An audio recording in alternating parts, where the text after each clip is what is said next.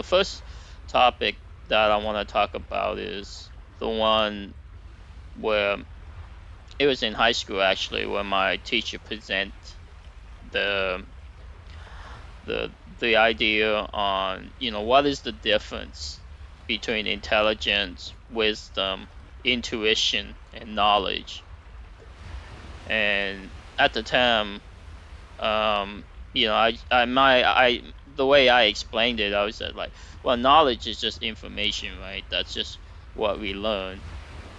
And then intelligence is obviously the problem solvings of new challenges that come about. And wisdom is, something complicated that I didn't really understand. And that's a trivial way of saying things, right? And most intelligent individual, young intelligent individual growing up, may explain it in similar concept or similar ideas. But let's just deep dive into each one of these and understand how information can be, or concept can be, a lot more difficult than what it can look superficially, right? Like on the outskirt, you look at it, these are just simple definition that you can look it up in the glossary or in the thesaurus or the, the the dictionary and get what the meaning of each one of them are. Um, but that's not what we're talking about. We're not talking about the technical definition. We're talking about the deep inner meaning of them. And so, what is knowledge, right? I mean, the trivial answer, the superficial answer would be that is the information. But realistically, or the information, the data, the knowledge, libraries, um, computer programs, books, those are all knowledge, right? But really, when it applies to an individual, as you obtain knowledge, as you obtain information, you see it every day. You peer about, you look here, you see there, you see the mountain, you see the trees, you see this backdrop of Bora Bora. You can obtain information about it. But you have to categorize these knowledge into what is more accurate, what is real, what is useful, what is relevant, and all that is a little bit more tricky because your judgment of it is going to vary from individuals to individuals, right? And you can say bluntly, like, some of the most undeniable knowledge out there would be mathematics. And mathematics is the cleanest knowledge out there because it is an applied discipline. So any type of calculations and equations, there's a discipline to that science, or um, that discipline, that you have to apply it correctly to get to that answer that you want to prove it. And you get peer reviews, and those peer reviews, they're going to look at it and they're going to scrutinize it, and these are highly intelligent individuals, so they're not going to get it wrong, as far as the aggregate, right, for the most part. But then there's other type of knowledge that are more subjective. In fact, most of what we deal every day is going to be subjective. So how do you know if that knowledge is correct or not? Well, you have to apply statistics almost. And that is where the whole branch of actuary and data mining and analytics, right? They're analyzing data. So everything is based on statistics nowadays. And so knowing statistic, knowing how to deal with it, and how to see things and collect data, for that information, and seeing if you agree with it, can validate if your judgment and your ability to think, agree with the consensus. But really, the consensus isn't even that important. It's really the top 1%, right? But unfortunately, we will not be able to get that information in our current society. And one day we'll be able to get that information. Where we can collect data from the best and the brightest. Everyone will have categorized into their capabilities, their inward thoughts and their level of intelligence. And by having that categorization, those individuals can be separated out and that data can be collected and compounded. And now you have the statistical means of those individuals, and then you can validate yourself based on their answers or their aggregate answer. And that will prove to you whether you are more, whether you confer or whether you agree or whether you disagree, right? Whether you confine or not confine to what is the consensus. So, and the next one would be intelligence, right? And that is a lot trickier to explore. Based on first glance, you can say intelligence. Well, I mean, there's many ways to categorize intelligence, right? And that's what I would have said, when I was back in high school. Problem solving is a way to categorize intelligence as people with high level of IQ. There are people that are very clever. There are people that's very creative. There are people who can, sing and dance and draw. Artists, geniuses. All these individuals are intelligent, right? So, what really define intelligence, right? Because I didn't break it out as creativity. I didn't break it out as geniuses or what's another level of intelligence? Being clever, intuition, etc., right? So, exploring intelligence is a little bit more difficult because you can argue one way or another. You can have a debate about it. And then you can confuse individual by spewing out a lot of fancy words, definitions, and just leading them one way or another. And then they can agree with you based on your cleverness to persuade individuals on difficult topics. But if you just think of it in a mundane sense, right? Intelligence is the ability to think higher than other individuals. So it's just statistics, right? It's just purely statistics. So, you get millions of people in this world alive, actually there's 8 billion people right now, right? So the ability to retain informations, recall information, that's a type of intelligence too, right? Some people have, the people who do Wheel of Fortunes, where they have good memories, good processing, that's a type of intelligence. People who are good at Jeopardies, those are a type of intelligence. Engineers, where they use intuitions and ingenuity to create things, that's a type of intelligence. So it's really just statistics when it boils down to it. And it's statistics of the mind, the ability to think higher than other individuals. We separate, because everything is relative in life. So if you're young, you're comparing yourself to your peer. You're not going to compare yourself to astrophysicists who's been doing things for decades and decades. Their minds are extremely sharp. They've been thinking about things and calculating, and their whole life is laser focused on these calculation and thoughts to derive very complicated, mathematical solutions and models and theories that they want to prove. I mean, one individual I remember spent his whole career doing pages and pages of differential equations on Hawking radiations and proving that information is not lost through Hawking radiations, that even through that loss, information is still conserved in the black hole.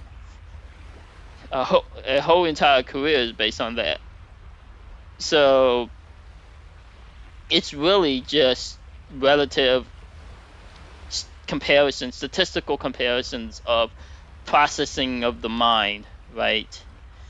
Wisdom is where it's gonna be tricky, right? Because at a certain point in your life, your brain starts, you peak in your intelligence, your problem solving, you peak in your creativity, your mind might degrade at a certain point in life, and so you might get confused. So wisdom is where you can use knowledge, information, and intelligence together, and knowing how to use that to apply to reality and to give the correct answer, solution. Because really, if you think about it, right, there is no right or wrong, almost. I mean, there are right or wrong in many disciplines, but in life, it's really tricky because all it is right and wrong is just determined by validation, almost, and the mass consensus. Like, capitalism could be right at a certain point, but now capitalism is wrong because it breeds a population that is not ideal, right?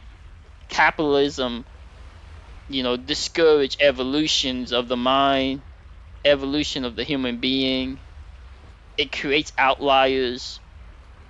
It creates the population that are destroying the planet, objectives, and you can go down this whole path of whatever you want to go to say, is it right or is it wrong?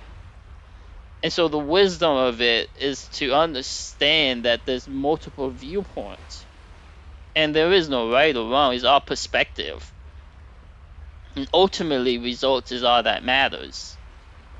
And results can be quantified in so many ways, right? Right now in our society, results is basically calculated on success, and success is basically calculated on monetary pursuit, the ability for recognitions, the ability to influence other people. So it's really reserved to this group of individuals known as the alpha beta, which is the vast majority of individuals. Whereas the individuals who are like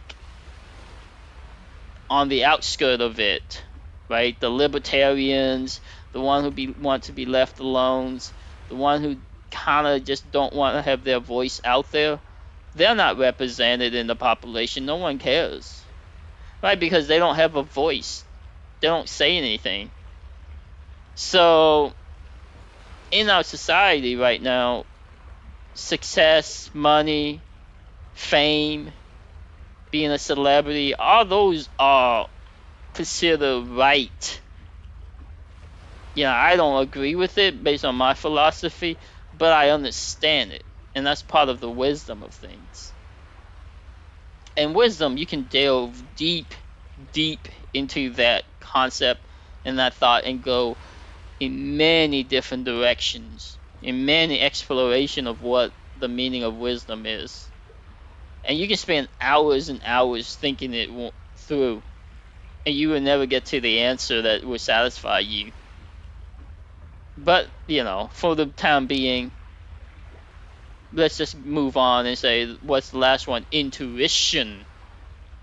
And I don't even really explore intuition that much. So, what is the definition of intuition?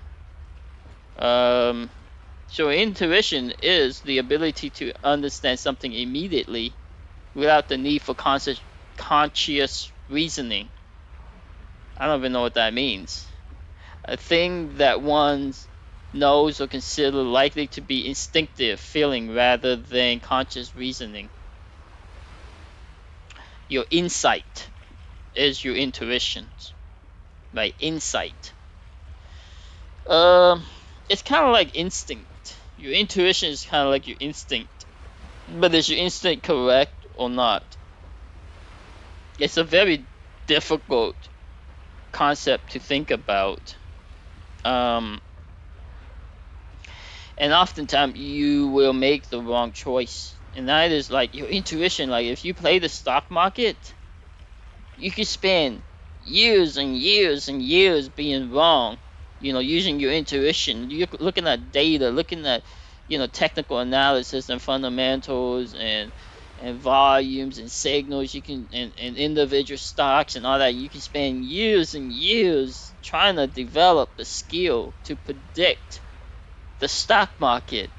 And your intuition, every day you have to use your intuition. Is it going up? Is it going down? Is it going to correct? Is it going to continue to go up? And you're like, man, when will I ever get to the answer? And that's the intuition of it. But if you apply your wisdom to it, you realize that the stock market is a changing entity. That it's changing because the players are changing. And those individuals who control the market manipulates the market. And so your intuitions get confused you because whatever you learn and the application of it change from day to day or month to month or whatever. So your wisdom is more powerful than your intuition sometimes. And sometimes you have to not even use your intuitions because you gotta realize your intuition may be wrong. So wisdom is the more powerful component of intuition. Intuition is like, it's really very good on an immediate basis, right? Like if you're walking down the street, right? And here's an example of intuition, right? I'm driving and I see like a car swerve and then swerve back. So my intuition says something is wrong here. Like, why did he do that? And so, I changed lane, and then I realized, oh, there's something in the road, right? And this was like when I was young, so now I remember that. See, when I see a car swerve outside the lane and come back in, that registered into my head that, hey, anytime I see that event, I'm gonna know that there's something on the road, and he's trying to avoid that. So that's intuition, right? So there's a lot of intuitions that I apply every day with driving. I don't drive with music on, or I'm very careful when it's raining in certain conditions, when it's foggy, or like the traffics, or I don't slam on the brakes or whatever, right? Because if there's a big truck next to me, I'm using my intuitions to like stay away from this truck. So you can apply your intuition on an immediate basis to help yourself survive in certain things, right? It's like instinct, right? It's your intuition, and it's very useful in the immediate term, but in the long term base, your wisdom is going to be more powerful, right? Because your intuition can lead you to the wrong thing if you don't look at the overall picture. And I'm going to stop at it here because this can go on forever and ever, and it can be so complicated, and it can get confusing. So, that's the very first topic for today.